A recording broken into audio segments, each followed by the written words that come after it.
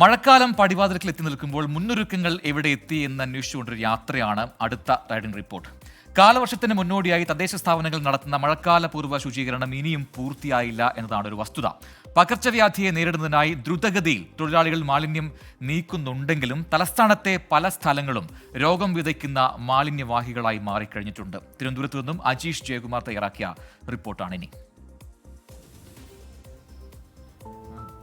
മഴക്കാലപൂർവ്വ ശുചീകരണം എത്രയും വേഗം പൂർത്തിയാക്കുമെന്നായിരുന്നു തദ്ദേശ വകുപ്പ് മന്ത്രി MV രാജേഷിന്റെ പ്രഖ്യാപനം. പക്ഷേ കാലവർഷം പടിവാതിൽക്കൽ എത്തി നിൽക്കുമ്പോഴും നഗരത്തിലെ മാലിന്യ നീക്കം എങ്ങും എത്തിയിട്ടില്ലെന്നതാണ് യാഥാർത്ഥ്യം. ചിക്കൻ ഗുനിയുടെയും ഡെങ്കിയുടെയും കണക്ക് കണ്ട് അമ്പരന്ന് നിൽക്കുമ്പോൾ അതിന് കാരണം തേടി നമുക്ക് ഒരുപാട് ദൂരമൊന്നും പോവേണ്ടി വരില്ല.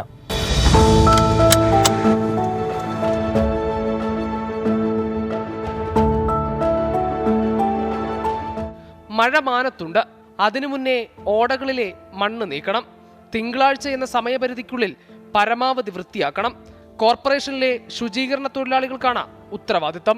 മഴക്കാലത്ത് ഈ കാനയിലൂടെ വെള്ളം തടസ്സമില്ലാതെ പോകാനായി വേനൽക്കാലത്ത് അടിഞ്ഞുകൂടിയ മണ്ണ് നീക്കം ചെയ്യുന്ന ജോലിയിലാണ് ഈ കോർപ്പറേഷനിലെ ശുചീകരണ തൊഴിലാളികൾ. അത് എത്രയും പെട്ടെന്ന് തന്നെ തലസ്ഥാനത്തെ പ്രധാന ഓടകളിലെല്ലാം ഈ ജോലി ഇപ്പോൾ നടന്നു വരികയാണ്.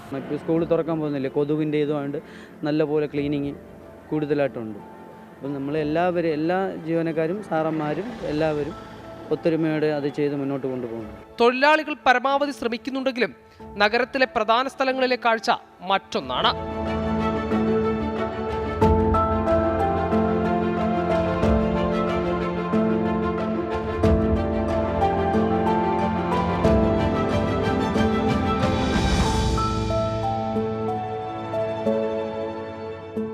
മുട്ടത്തറയും ഈഞ്ചക്കലും വള്ളക്കടവുമൊക്കെ മാലിന്യ കേന്ദ്രങ്ങളായി. ബൈപ്പാസിലെ വശങ്ങളിൽ തള്ളിയിരിക്കുന്ന മാലിന്യങ്ങളിൽ പുഴുവരിക്കുന്നു. ആഴ്ചകൾ പഴക്കമുണ്ട്. കുറച്ചുകൂടി മുന്നോട്ട് പോയാൽ പ്രസിദ്ധമായ പാർവതി പുത്തനാറ് കാണാം. ഞാനിപ്പോൾ നിൽക്കുന്നത് വള്ളക്കടവ് പാലത്തിലാണ്. ഇതിനടിയിലൂടെയാണ് പാർവതി പുത്തനാർ ഒഴുകുന്നത്. ഒരു കാലത്ത് നഗരത്തിൻ്റെ പ്രധാന ജലസ്രോതസ്സായിരുന്ന പാർവതി പുത്തനാറിന്ന് രോഗം വിതയ്ക്കുന്ന ഒരു മാലിന്യവാഹിനിയാണ്. പല സർക്കാരുകളും ഈ നദി വൃത്തിയാക്കാൻ കോടികൾ മുടക്കിയെങ്കിലും അതൊക്കെ ഇന്ന് നാട്ടുകാർക്കൊരു പഴംപാട്ടാണ്. അതിന് ഉദാഹരണമാണ് കുളവാഴകളും അറവ് മാലിന്യങ്ങളും പ്ലാസ്റ്റിക് മാലിന്യങ്ങളും നിറഞ്ഞ പാർവതി പുത്തനാർ. ഒരു കാലത്ത് പഞ്ചസാര മണലും തെളിമയാർന്ന വെള്ളവും മത്സ്യങ്ങളും നിറഞ്ഞ നാട്ടുകാർക്ക് കണ്ണിന് കുളിർമ പകരുന്ന തരത്തിൽ ഒഴുകിയിരുന്ന പുത്തനാറിൽ ഇന്ന് വെള്ളം കറുത്തിരുണ്ടാണ്. നിരവധി ഇനത്തിലുള്ള മത്സ്യങ്ങളുടെ ആവാസ കേന്ദ്രമായിരുന്ന ആറിൽ മത്സ്യങ്ങളെ കണി കാണാൻ പോലും കഴിയില്ല.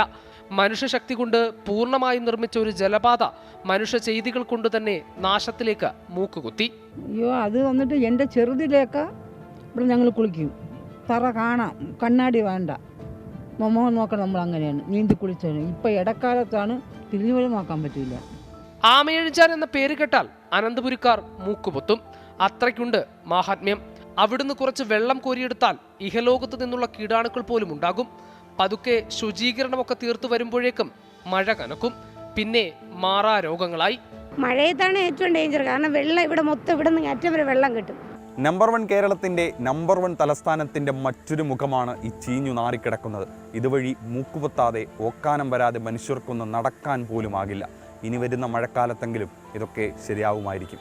തിരുവനന്തപുരത്ത് നിന്നും ശ്രീജുവിനും ജിനുവിനുമൊപ്പം അജീഷ് ജയകുമാർ, 24.